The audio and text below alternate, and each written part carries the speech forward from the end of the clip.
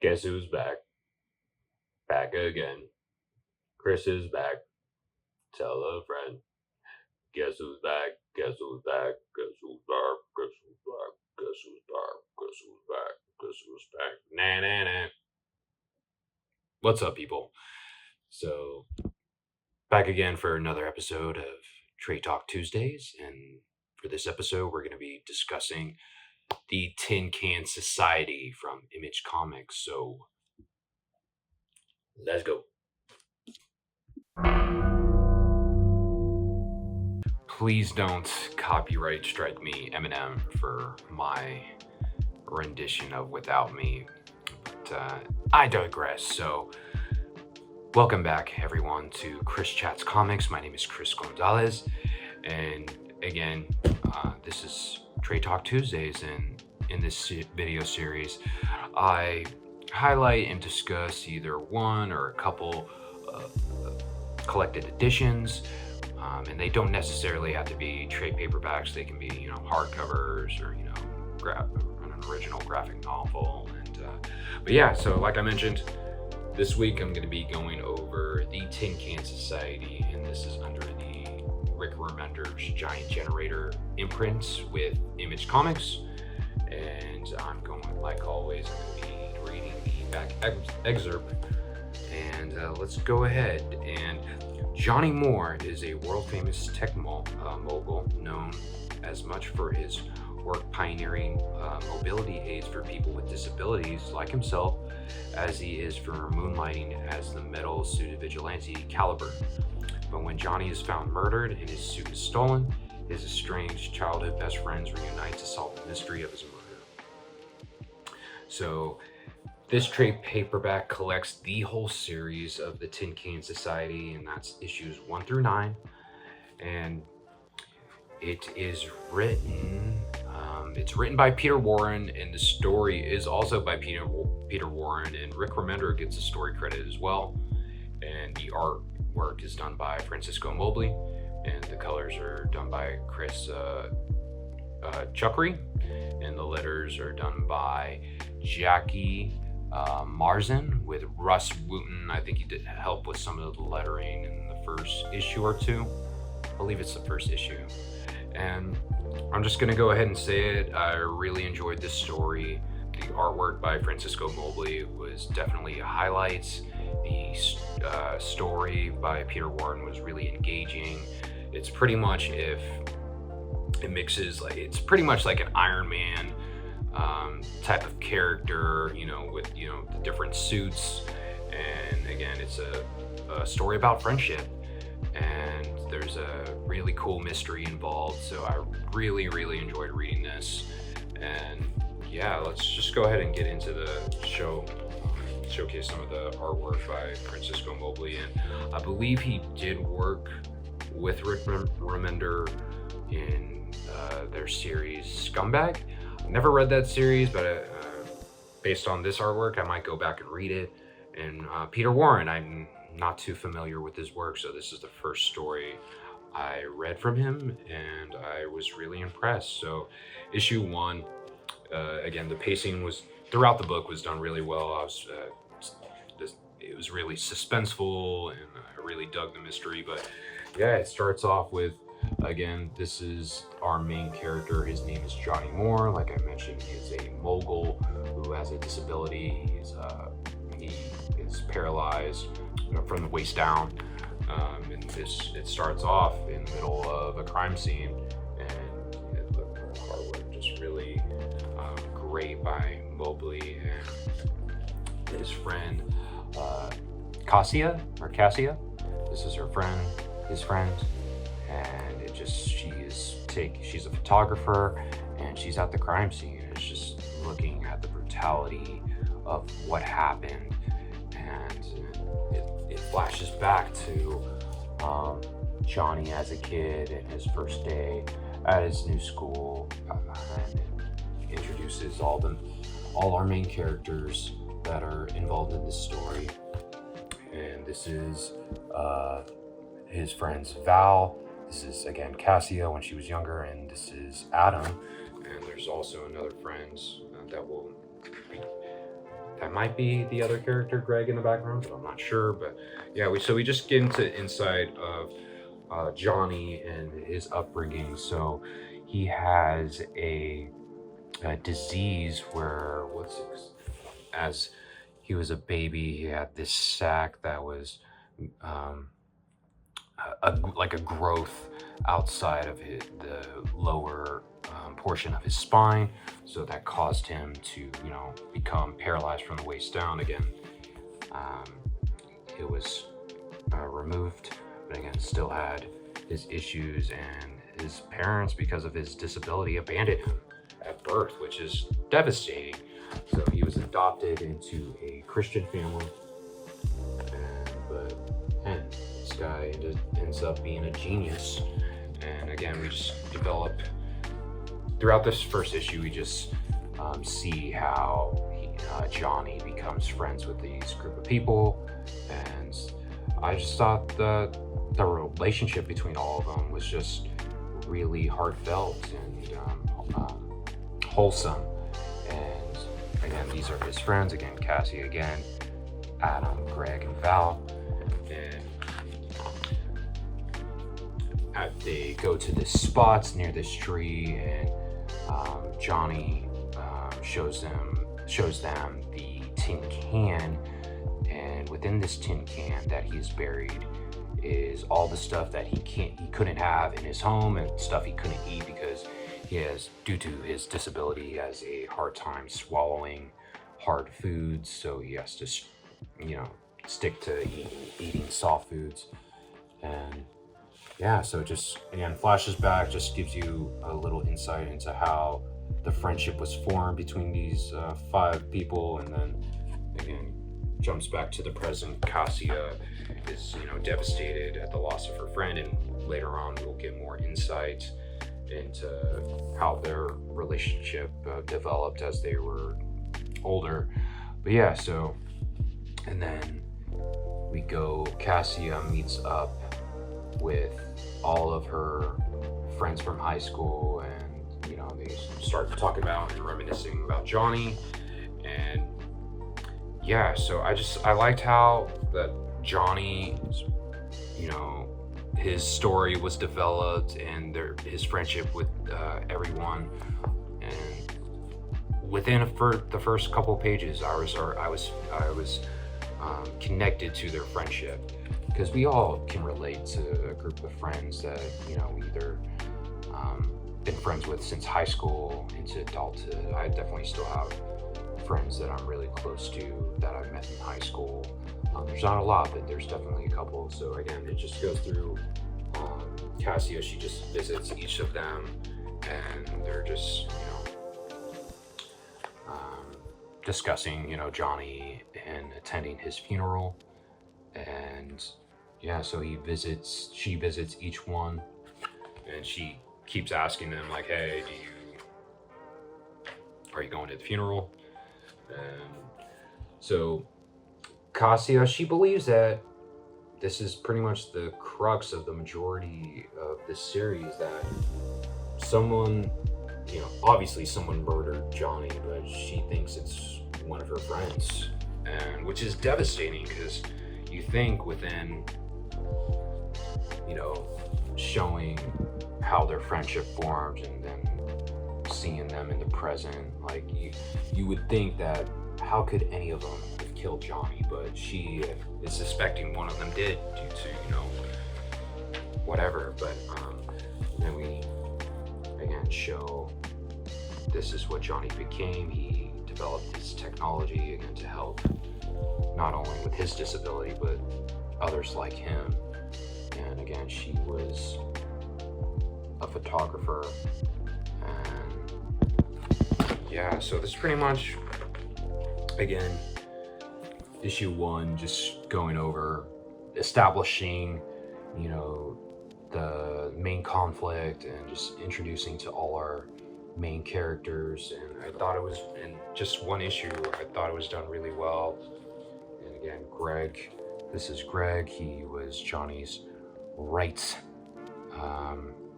hand man with this company, and Cassia feels that Greg could have been jealous of Johnny, so she initially thinks he could have killed him, but we'll see.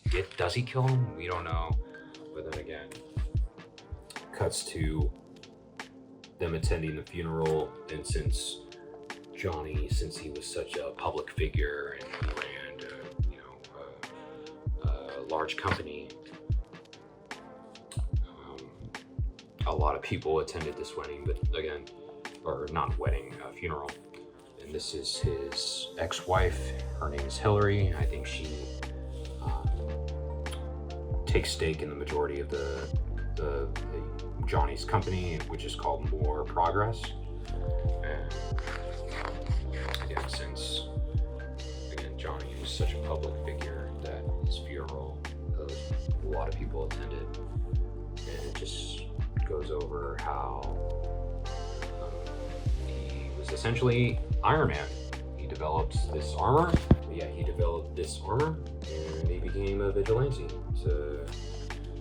And it doesn't really go into details of why he took up, why he became a vigilante. Like, it briefly touches it, but just very surface level. So I wish it could have developed his intentions and his motivations more. But it's, again, really excellent first issue. And then cut to issue 2, and we flash forward. Cassia, again, she's chilling in her apartment. She hears a loud noise, and she thinks it's an intruder, but it's actually Johnny.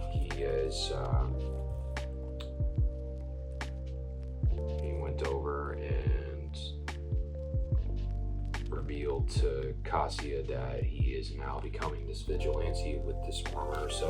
And they start a relationship, essentially. So because he essentially uses her as his therapist and just asks for her advice. And I liked how their relationships develop. And again, they get closer, and just the artwork by Francisco Mobley, very, very engaging. Just very, I'm really digging the artwork. And again, Cassie is still investigating into the murder, and again, she's questioning Greg and his motivations, and again, the artwork just really, really good. And again, this story, not only it's a unique take, it's more about the friendship of these individuals, more than anything, more than big action sequences and super heroics, which there are, but it's more of the mystery of seeing, and again, developing, just diving into each friend and how their relationship with Johnny developed over the years since their high school days. And it gets into the backstory of each friend, like Val, Adam, Greg, and I think Peter Warren did an excellent job of highlighting each friend, and just he did a good job of kind of making the reader believe that, hey, these guys have kind of a motivation to kill Johnny, so is it one of them? So I thought that was a good, Warren did a good job in his script with that. And again, the artwork is just really good. So pretty much after going through, again, they're still trying to figure out who killed Johnny, and eventually we dive deeper into Cassia again. She starts having a romantic relationship, and I'm not sure if Johnny was still married at this point, but eventually Cassia and Greg, they were, doing some further investigation, and they found that Val and Adam were in this old storage locker that belonged to Johnny. So Cassia, she's super suspicious of what they're doing there, because Val actually developed the technology with Johnny, and they had a kind of a falling out.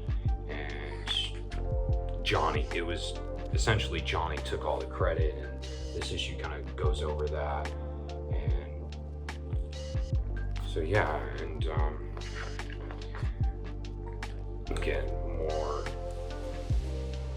Cassia, she loved Johnny, like both as a friend, as a lover. So she is really invested in finding what really happens. And the friends get involved again. They're starting to suspect each other, like, since Val was cut out of Johnny's company, Greg feels that Val could be the one who could have killed Johnny, because Val, he's a teacher now, and Greg just suspects, like, hey, like, you're just a teacher. You didn't get the credit that you deserve from Johnny. And so, gonna get more into Johnny's and Cassia's relationship. And yeah, so then in issue 4, then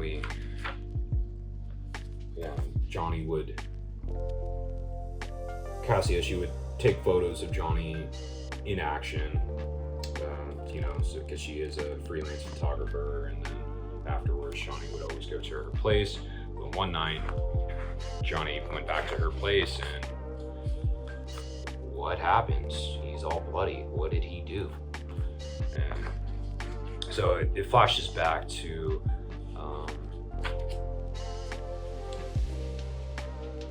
this gentleman. His name is Wally, and we get a little backstory from him. He received multiple concussions back in his day, so he's working as a bouncer, and he has his sister named Nora. And eventually,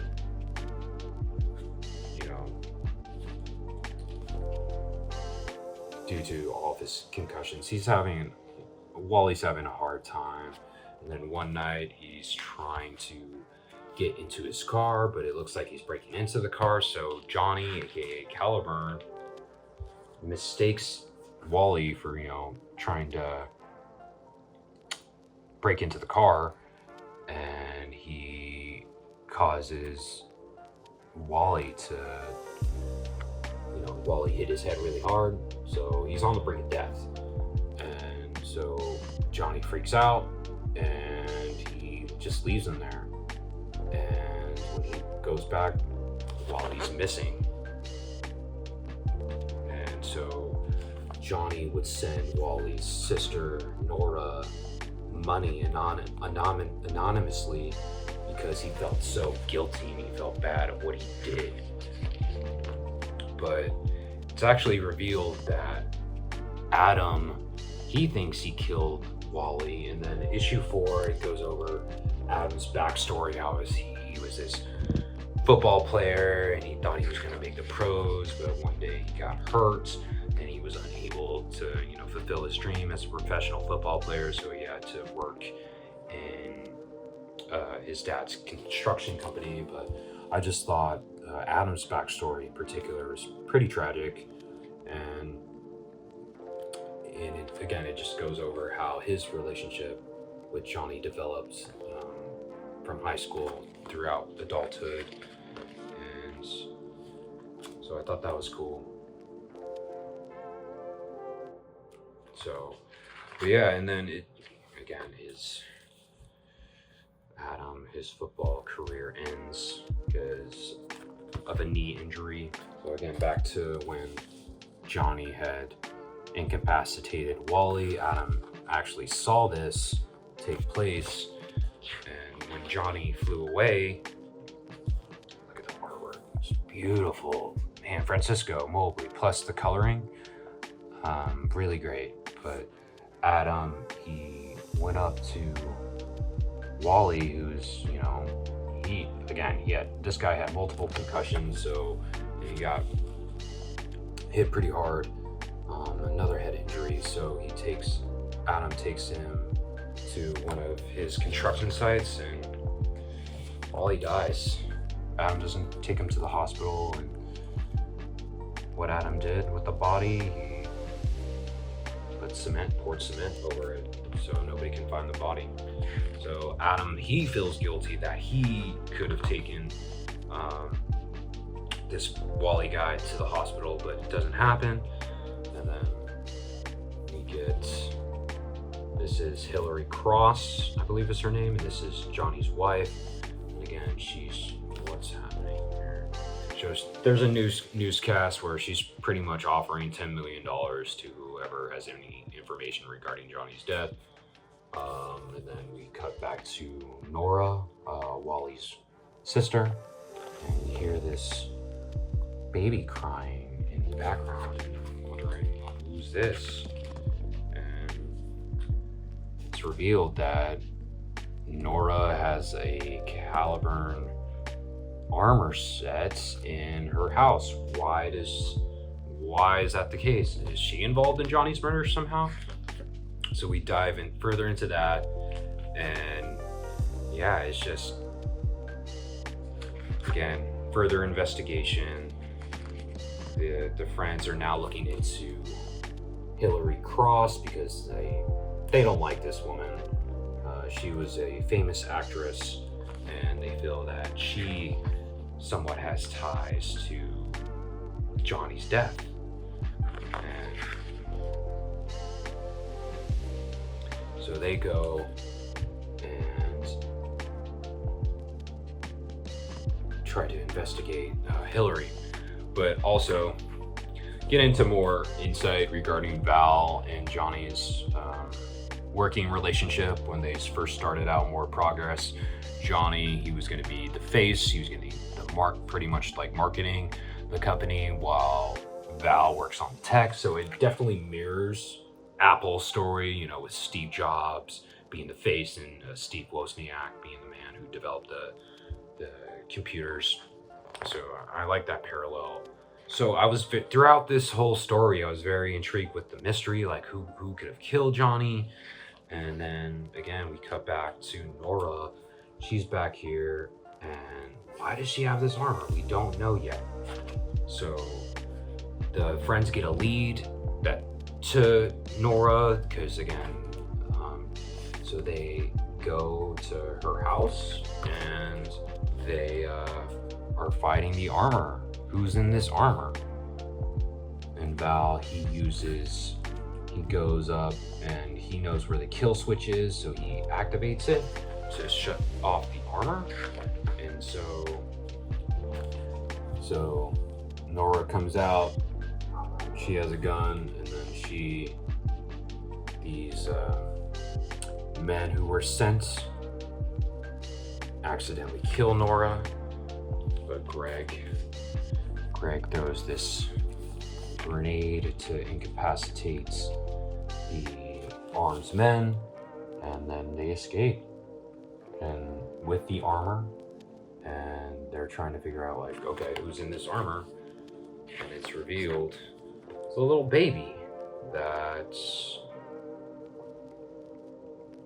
looks like Johnny. So how did this kid get in this armor? What is this all about? So again, the mystery surrounding Johnny's death, and just who's controlling the armor now. It was really compelling and intriguing. So again, props to Peter Warren for his writing. It's just each issue I was just more intrigued, and I wanted to read the next.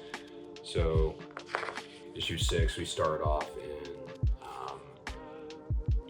Mogadishu, and this was a flashback, and this kid, he's live streaming, and I like in this panel, it just gives a little Easter egg to all the creators involved in the story. So this guy, he's live streaming, but I'm not sure if it's his brother in the background. He gets vaporized by who? We don't know.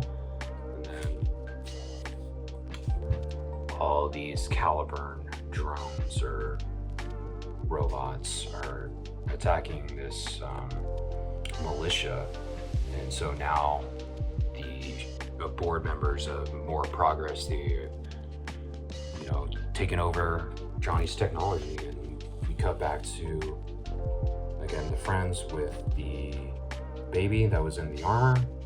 And Cassia knows that this baby belongs to Johnny, but we don't know who. And so the friends, Cassia looks into it, and they interrogates Hillary, Johnny's ex-widow, and they confront her about, hey, are you the mother? And she reveals that she's not the mother, but again, she might have something to do with Johnny's murder and the Caliburn technology leaking out to everybody. So, and we get, again, more backstory into Hillary's and Johnny's relationship. And again, she was a very famous actress. They got involved with each other. The board members of Johnny's company, they wanted to use the technology for, essentially war purposes, but Johnny, he wanted to, help people with it. So again, his vision for the technology was, opposing the vision for the board. And Sarah Wagner, her name is, again, Sharon Wagner, and she's the chairman of the board of More Progress. And it's revealed that she pretty much is the main villain. She is the one who is initiating everything, and we'll get more info about her. But in order to control the armor, Johnny implemented kind of like a failsafe where, because due to his the DNA in his spine or something regarding his spine, is the only way that you can operate the armor. So Sharon and the board used, and Hillary was pretty much a part of this as well, to get Johnny's sperm, essentially, and create a baby. And the surrogate for the baby was Nora from earlier. So she gave birth to the baby, and the baby's name is Walt, after her brother. And so they're using, since Walt has Johnny's DNA, they don't need Johnny anymore. So they just tapped into Walt's spine to control, and once the armor's activated, they can control the armor remotely. So once, they don't need Johnny anymore, so that's why they murdered him. So it was just really fascinating. And then the board, they send out more mercenaries to take their friends out because they've learned too much. And really cool double-page spread. This action sequence where they're all, fighting these mercenaries, and they're just throwing the baby around. I just thought that was a really, really good sequence. And Hillary, she's about to kill Walt, and what happens? Somebody stops her. Somebody stops Hillary and the other mercenaries, but they're in a Caliburn armor, so all the friends are like, what the hell is going on here? And it's revealed, spoilers, Johnny isn't alive. What? How is Johnny alive? We just saw his murdered body. What is going on? So again, the intrigue just keeps escalating and building, and I really have been digging the story. So issue 7, again, the friends are just shocked to see Johnny is still alive, and Cassia, she's not happy. I mean, I don't blame her, because again, Johnny, did he fake his own death? Where has he been this whole time? And I thought this was pretty humorous. So all the friends, since again, Cassia and Johnny, they're more than close friends. They love each other, but the friends, I like their facial expressions. They're like, yeah, we're just gonna bail.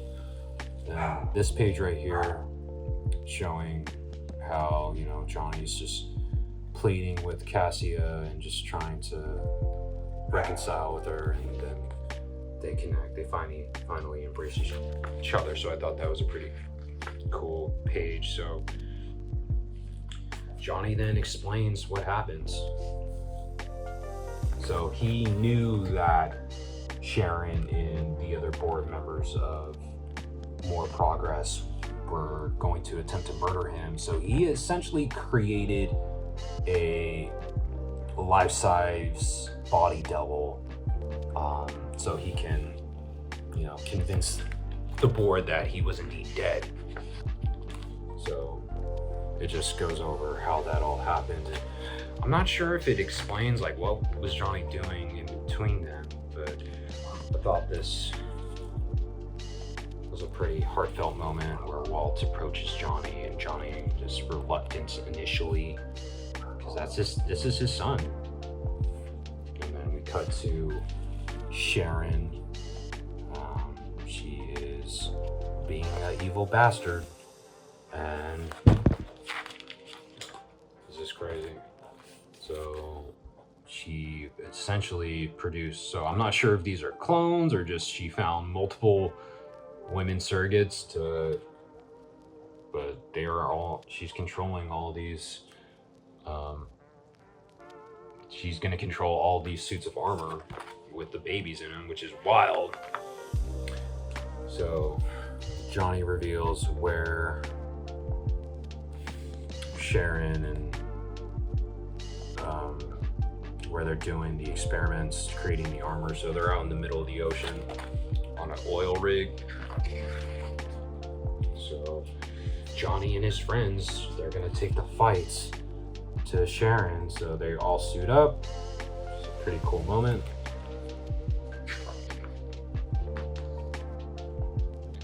And Sharon, they see that a yacht is approaching, and she sends drones out to destroy this yacht. So, and that's where this penultimate issue ends. The Johnny's yacht is destroyed.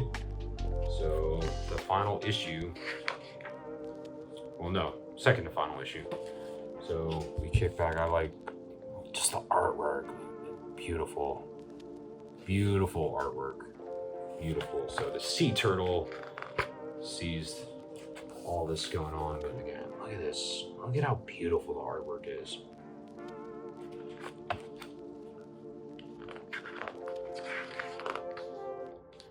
So everyone's trying to escape the yachts that's sinking to the bottom of the ocean, and they're trying to figure out, hey, how are we going to keep Walt alive? So it's revealed that the helmet itself locks up when it's taken off. So their idea is to put Walt into the helmet, but they don't have any extra helmets. But Adams offers to put Walt in his helmet, and everyone's like, well, you won't have enough time. You have to swim up to the surface. So just like this sequence where they're all fighting underwater with the various mercenaries who are in the other armor. Thought this was cool. And meanwhile, I liked how we went back to, cutting back and forth between the past and the present, where he's just going through during his football days. So I thought this was pretty cool. Just a position. So Adam, he successfully gets Walt into safety, but now Johnny saves Adam. And again, they all make it to the surface, but they're wondering, oh, where's Johnny? And Johnny comes out of the water triumphantly, disposing of the rest of the mercenaries. So I thought this was cool. So now that they are on the oil rig and they're going to try to stop Sharon, but Sharon's ready for him. Man, she's just like an evil Bond villain. So again, artwork, the story plus this amazing artwork. I mean, again, highly recommends this series. So they all are holding the friends at gunpoints, and they take Walt and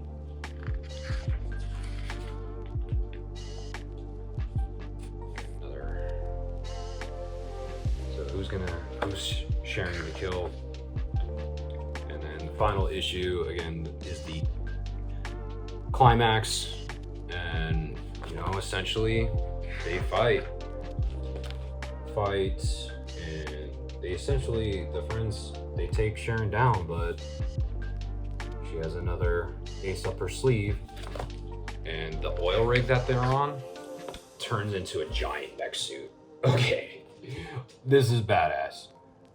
So yeah, now the friends have to escape the mech. They're on a life raft, and Johnny, he stays behind to face off the giant mech.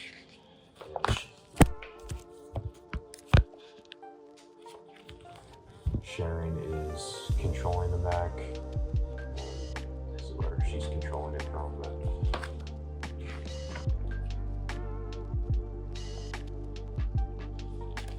So they have this epic battle. And then Johnny, he eventually, he reflects on his past with all of his friends. So in order to defeat the mech, he dives into the water because the mech has shot out these beacon missiles at Johnny. So Johnny goes underwater and he sacrifices himself to destroy the mech and to kill Sharon. And the friends are looking on, and Walt's looking on. They're in disbelief that Johnny has made that sacrifice. And then flash forward 7 months, and now Cassia and the rest of the friends, they are controlling more progress now. They're using the technology for good, and I just thought it was a really charming moment. It was fitting. It was just just highlighting the progress that they're making with more progress, the company. So I just thought it was cool, just showing that 180. Again, this story is honestly about friendship, and the ending was very heartfelt. They go back to the tree. They're going to bury a tin can in memoriam for Johnny. And I just thought it was really, really emotional, and just a feel-good ending to a very intriguing story. And we see Walt walk for the first time, and that's how it ends. And you get some extras in the back, like variant covers and some of the scripts. So that was it. That was Tin Can Society. Again, it's a story about friendship. It's a murder mystery. It's a superhero story, all wrapped in one, and done brilliantly by Peter Warren, by Francisco Mobley, by everybody involved with the production and creation of this comic. So I highly recommend the Tin Can Society. So yeah, that was it. That was this episode of Trade Talk Tuesdays. I know this one was a long time coming, but I appreciate your guys' patience, and let me know if you read this series, and let me know your thoughts in the comments. And yeah, so next week Next episode, I was trying to figure out which one I was going to do, but I'm going to highlight another Rick Remender book, because Rick Remender, again, one of my favorite comic book writers. So I'm going to highlight volume 2 of The Seasons, and this is Rick Remender's series, again, under Image Comics. So this will be the next episode of Trade Talk Tuesdays, so be on the lookout for that. So that was it. Thanks again for watching the video. Leave a like. Again, let me know your thoughts in the comments, share the video, and subscribe to the channel if you haven't done so already. So, but yeah, again, my name is Chris Gonzalez. This is Chris Chats Comics, and I'm out. Peace.